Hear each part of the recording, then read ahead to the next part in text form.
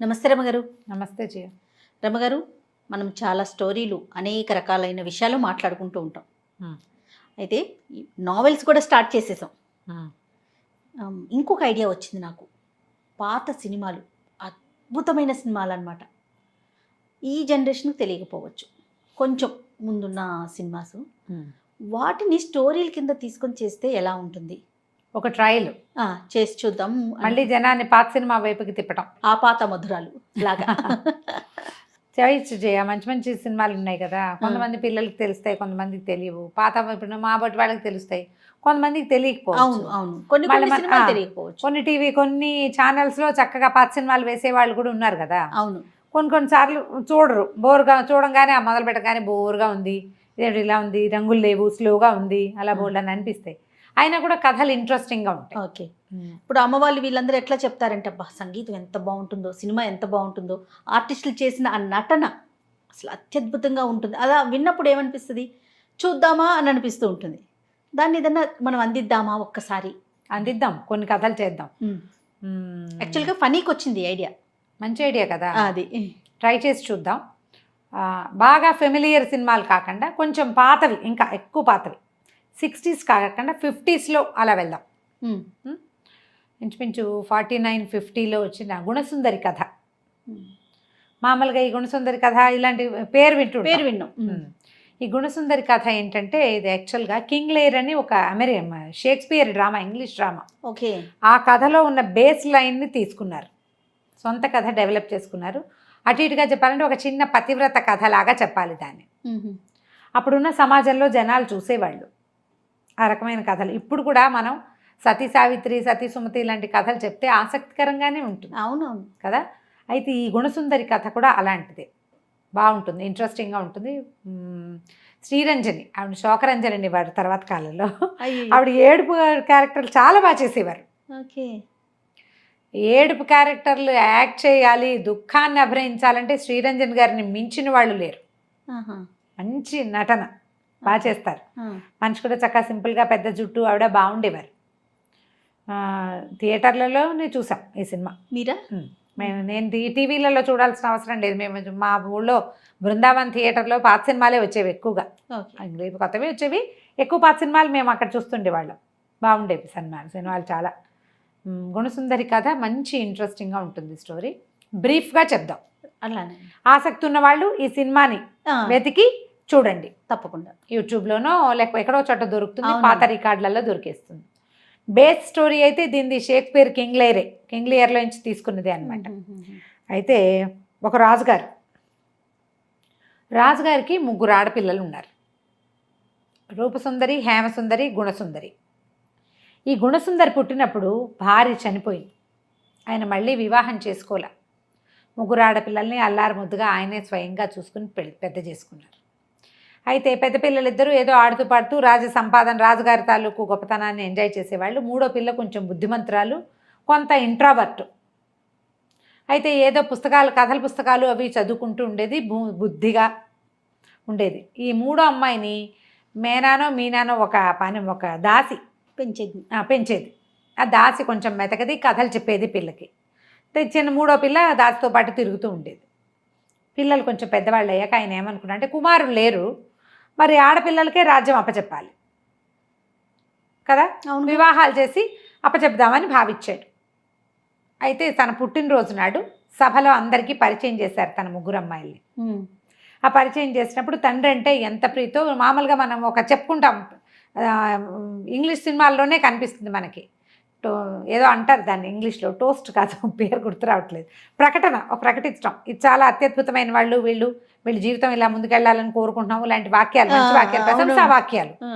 ఈ ప్రశంసా వాక్యాలు చెప్పడం కోసం పెద్దమ్మాయిని, చిన్నమ్మాయిని, 3వ అమ్మాయిని పిలిపించారు.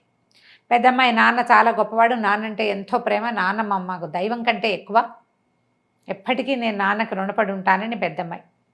నాన్న వల్లే నా జీవితం ఇంత అద్భుతంగా ఉందని 2వ అమ్మాయి. 3వ అమ్మాయిని కూడా చెప్పమన్నారు. 3వ అమ్మాయింది, నాన్నంటే చాలా గౌరవం, చాలా ప్రీతి, తండ్రిగా నాన్నని గౌరవిస్తాను, కానీ నా ప్రేమ ఎప్పుడూ నా భర్తతోటే ఉంటుంది. స్త్రీకి భర్తే పరమదైవతం, తండ్రి దైవం, భర్త పరమదైవం అని చెప్తాను. ఒళ్ళు మండిపోతుంది నాన్నకి ఒళ్ళు మండిపోతుంది. అదేమిటి నీ భర్త ఎలా ఇంపార్టెంట్, వాళ్ళిద్దరికి నాన్న ఇంపార్టెంట్ అయితే నీకెందుకు కాదంటాడు. ఆడపిల్లకి అట్లాగా అలాగే కదా ఉండాలి. ఖచ్చితంగా స్త్రీకి భర్తే దైవం. అన్ని పతివ్రతల కథల్లోనూ అదే చెప్తారు. సరికి అయితే భర్త గుంటివాడు గుడ్డివాడు అయినా కూడానే అంటాడు. అయినా సరే భర్తే దైవం ఆనంగానే ఒళ్ళు మండిపోతుంది ఆయనకి.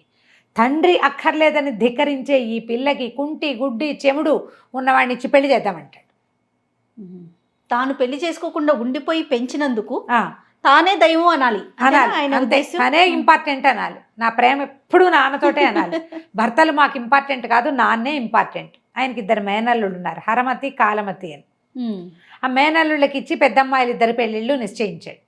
3వ పిల్లకి మన ఊళ్ళో ఉన్న కుంటివాళ్ళు గుడ్డివాళ్ళు దౌర్భాగ్యులు ఎందుకు పనికిరాని వాళ్ళు ముసలివాడైనా సరే పర్వాలేదండి అమ్మాయి. ఆ అమ్మాయి అలాంటి కథలు చదివేది చిన్నప్పటి నుంచి. దాంతో అది నమ్మింది. తను ఊళ్ళో ఉన్న దౌర్భాగ్యులందరినీ పిలవండి అన్నాడు. కుంటివాళ్ళు గుడ్డివాళ్ళు పనికి పాలేని వాళ్ళు ఎందుకు పనికిరాని వాళ్ళు చాలామందిని పిలిచారు. పిలిచి ఎవరెవరు చూడగలరో, కొంచెం చూపు ఉంది చెవిటి వాళ్ళు వాళ్ళని తీసేశారు. కొంతమంది గుడ్డివాళ్ళు కానీ చెవులు వినపడతాయి వాళ్ళని తీసేశారు. అవుడుగా ఉండాలి, మనుషులు వంకరగా ఉండాలి, కుంటిగా ఉండాలి, గుడ్డి చెముడు కూడా ఉన్నవాడిని ఒక్కడిని సెలెక్ట్ చేశారు. అంటే అన్ని అవయవాలు లోపం ఉండాలి. దైవాధీనం వాడి పేరు. వృద్ధుడు, వయసులో కూడా పెద్దవాడు. ఆ తండ్రికి తన పొందిన అవమానం, పెళ్లి చేసుకోకుండా పిల్లల్ని పెంచితే అది నాకు ఇచ్చిన బహుమానం, ఇది దీనికి బహుమానం ఇవ్వాలి నేను అని పెట్టుకున్నాడు. క్రూరత్వాన్ని అవలంబించాడు. అవమానాన్ని సహించలేకపోయాడు. ఆడపిల్లగానే ఉంటుంది, ఈడపిల్ల కాదని గ్రహించుకోవాలి. ఆ గుడ్డి చెముడుగా ఉన్నటువంటి దైవాధీనం అనే వయసు మళ్ళిన వాడికి ఇచ్చి 3వ పిల్లని పెళ్లి చేశాడు.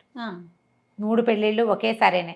ఆ దైవాధీనం సూత్రం కట్టడానికి కూడా ఇంకోళ్ళ మీనా సహాయం చేయాలి. దాసి సహాయం చేసే పరిస్థితి. ఆ అమ్మాయి ఏమంటుంది, నా భగవంతుడు నా రాతి ఇదే రాశాడు అనుకుంటా. భర్తని గౌరవించాల్సిందే. కొద్ది రోజులకు తెలుస్తుంది అతను మరీ కుంటి కాదు, మరీ గుడ్డి కాదు, మరీ చెముడు కాదు.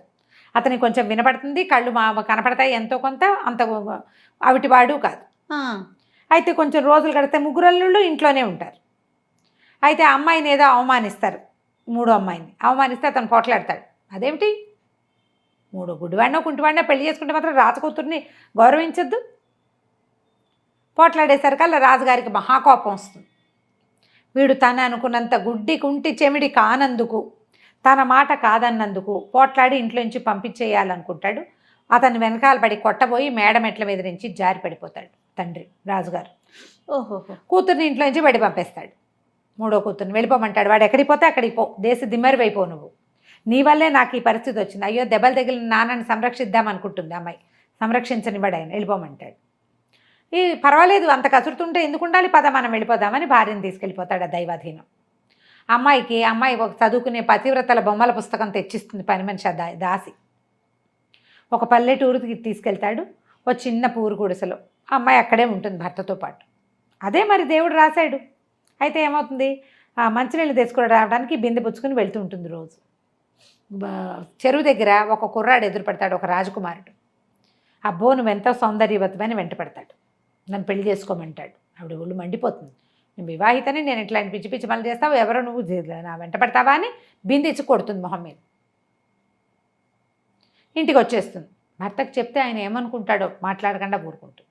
అయితే చూసాక ఏమవుతుంది, భర్తకి ఏంటో మొహం మీద దెబ్బ తగిలినట్టు కనపడుతుంది. ఏం తగిలిందంటే ఏదో పడ్డానంటాడు. తర్వాత ఏమవుతుంది, అమ్మాయి తులసి పూజ చేసుకుంటుంటే అతను ఆ పతివ్రతల కథల పుస్తకంలో వెనకాల కొన్ని పేజీలు ఖాళీగా ఉంటే ఓ బొమ్మ వేస్తూ ఉంటాడు. బొమ్మలు వేస్తాడు అతను కొద్దిగా. ఈ అమ్మాయి ఆ బొమ్మ చూస్తే ఆ బొమ్మలో తనే ఒకని చెంబుతోటి కొడుతున్న ఫోటో బొమ్మ ఉంటుంది అక్కడ. ఆశ్చర్యపోతుంది. నువ్వు చూడలేదు కదా, ఎట్లా వేసావు ఈ బొమ్మ అని. ఆయన చూడలేదు, అది చెరువు దగ్గర జరిగింది. అతను ఇంట్లో ఉన్నాడు, అంత దూరానికి చూడలేడు, కళ్ళు పెద్దగా కనపడవు, సుమారుగా కనిపిస్తాయి. అయితే ఏమవుతుంది, అతను తన చెయ్యి పైకెత్తి ఆ అబ్బాయిలాగా మారిపోతాడు. ఓహో. ఆ వెంటపడిన యువకుడు ఇతనే. సతీ గుణసుందరి అని రాస్తాడు ఆ బొమ్మ వేసి. రాజు కూతురు ఒక వృద్ధుడిని పెళ్లి చేసుకోవాల్సి వచ్చింది. ఒక నవయువకుడు వెంబడిపడినా ఆవిడ ఒప్పుకోలే. నీ కథ కూడా భవిష్యత్ తరాల వాళ్ళు ఇట్లా తెలుసుకుంటారంటాడు.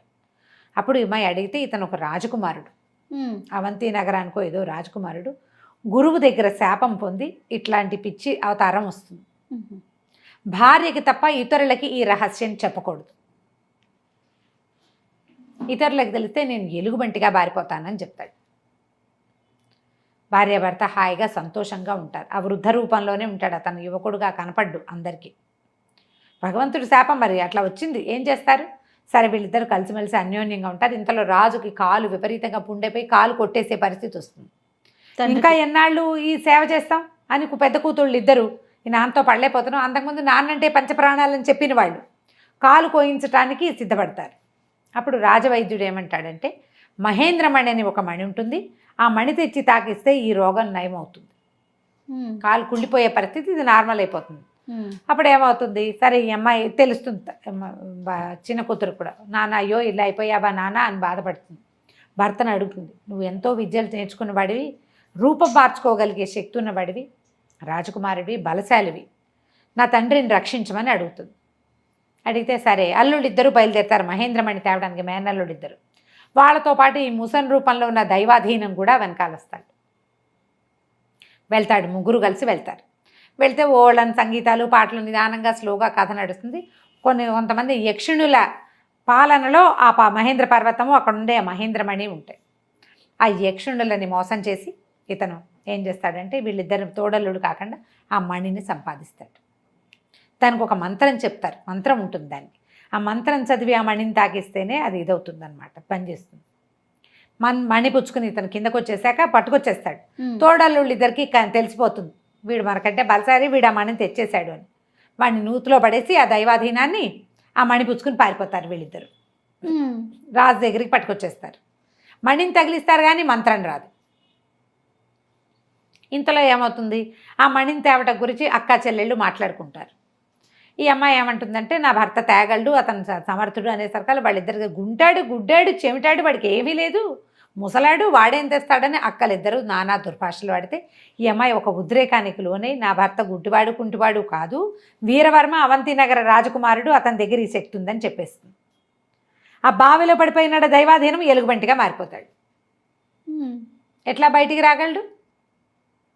అష్ట కష్టాలు పడి బయటకు వస్తాడు. ఈ మహేంద్రమణిని పట్టుకొచ్చారు కానీ వీళ్ళకి అది ఇది చేయడం రాలేదు. దాన్ని ఒక చోట దాచిపెడతారు, రాజుగారి దగ్గరే ఉంచుకుంటారు. ఆ మణికి ఒక బాక్సు ఏవో ఉంటాయి. సరే ఈ ఎలుగుబంటి భార్యను వెతుక్కుంటూ వచ్చేస్తాడు, ఎలుగుబంటి రూపంలో ఉన్న దైవాధీనం ఆ వీరవర్మ. వచ్చేసరికల్లా అమ్మాయి గుర్తుపట్టి తెలుసుకుంటుంది, నేను పొరపాటు చేశాను, నేను చెప్పాను, నా భర్తకి ఏదో అయిపోతుందని అనుకుంటుంది. ఎలుగుబంటి వచ్చేసరికల్లా ఇదని తెలుస్తుంది. ఆ ఎలుగుబంటితో అమ్మాయి ఏం చేయగలదు? అక్కడి నుంచే చెరువు ఒడ్డును కూర్చుని ఆ ఎలుగుబంటిని పక్కన పెట్టుకుని ఏడవటం మొదలుపెట్టింది, ఏడుస్తూ ఉంటుంది. నేను ఎన్ని పూజలు చేశాను, ఎంత శ్రద్ధగా ఉన్నా పార్వతీ పరమేశ్వరులకి నా మీద దయలేదు. ఎవరైనా నన్ను రక్షిస్తే కదా, నా తండ్రి ప్రాణం, భర్త ప్రాణం, శాశ్వతంగా ఈ ఎలుగుబంటితోటి ఉంటాను, కానీ ప్రజలు బతకనివ్వరు. అడవిలోకి వెళ్ళి అమ్మాయి బతకలేదు, ఊళ్ళో ఉండాలి. భర్త ఓ పక్కన నాన్నేమో చచ్చిపోయేలాగా ఉన్నాడు. నాన్న కోసం చూసి నేను భర్తని ఇట్లా చేసేసానని బాగా దుఃఖపడుతుంది. పార్వతీ పరమేశ్వరులు పైన వెళ్తూ కనిపిస్తారు. ఆ పార్వతీ పరమేశ్వరులే స్టార్టింగ్లో కనపడతారు ఈ సినిమా మొట్టమొదట. ఈ ఎలుగుబంటిని పక్కన కూర్చోబెట్టుకుని ఏడుస్తున్న అమ్మాయే ఫస్ట్ సీన్ అనమాట. ఈ అమ్మాయి ఎందుకు ఏడుస్తుందంటే ఈ కథ అంతా చెప్తాడు పరమేశ్వరుడు, ఇలా జరిగింది. పార్వతీ పరమేశ్వరులు ఇద్దరు సింగి సింగడు అని రెండు స్వరూపాల్లో వచ్చి ఈ ఎలుగుబంటిని వెంట తీసుకెళ్తారు. అక్కడికి తీసుకెళ్ళి మణిని ఎవరు తెచ్చారు, ఎవరు దొంగతనం చేశారు అనేది ప్రూవ్ చేస్తారు. అతనికి రూపం మారుస్తారు. ఆ మణిని తగిలించి రాజుగారి జబ్బు నయం చేసి తర్వాత ఇతనికి శాశ్వతంగా వీరవర్మగానే ఉండిపోయేందుకు వరాన్ని అనుగ్రహించి వెళ్ళిపోతారనమాట. ఇది కథ. చక్కగా ఉంటుంది. ఏం సినిమా ఫ్రేమ్ ఎగిరిపోటాలు అవి ఏం లేవు, క్లియర్గా ఉంటాయి. మాయాబజార్ తీశారు మార్కస్ బార్క్లీ, అదే పేరు మన ఫోటోగ్రాఫర్, కెమెరామెన్, ఆయనే దీనికి కూడా పనిచేశారు. బాగుంటుంది సినిమా. బ్రీఫ్ కథే నేను చెప్పాను. నిదానంగా చూస్తే కొంచెం హాస్యం మిళితమైనటువంటి నిదానపు స్టోరీ. శివరావు గారు అనుకుంటా, కస్తూరి శివరావు ఏదో అంటారు ఆయన పేరు, అదే అని జ్ఞాపకం. ఈ దైవాధీనం క్యారెక్టర్ చేశారు. శ్రీరంజన్ గారు ఏమో గుణసుందరి. వీరవర్మగా చేసిన ఆయన ఎవరో అప్పటి హీరోలు మనకు పెద్దగా తెలీదు. ఇది సింపుల్గా కథ. భలే ఉంది రమ్మగారు, చూడాలనిపిస్తుంది. ఈ కథని సినిమా చూసి చక్కగా పిల్లలకి స్టోరీగా చెప్పుకోవచ్చు. పాత సినిమా కథల్ని ఇప్పుడు నేను ఎట్లా బ్రీఫ్ చేసి చెప్పాను, మా చిన్నప్పుడు మేము వినేవాళ్ళం. మా వదిన ఒక ఆవిడ, మా చిన్న భార్య, ఆవిడ రాంజం వదిన, ఆవిడ చెప్పేవారు సినిమా కథ భలే ఇంట్రెస్టింగ్గా ఉంటుంది. ఇంకా కొంతమంది ఉన్నారు ఇట్లా మా దగ్గర సినిమా కథలు చెప్పేవాళ్ళు, వింటుండేవాళ్ళం. మీరు కూడా అలా వినొచ్చు, అలా చేయొచ్చు. ఇది ఒక ప్రయోగము, ఆలోచించండి. తప్పకుండా అండి. థ్యాంక్ యూ సో మచ్ రమ్మగారు. ఎందుకంటే ఏం స్టోరీలు చెప్పాలి, ఎప్పుడు స్టోరీలు అని మనం ఆలోచిస్తూ ఉన్నాం కదా, ఇది ఒక మంచి ఆలోచన. చూద్దాం ఎలా ముందుకు అవుతుందో. వెళ్తుందో. రైట్. నమస్తే. నమస్తే.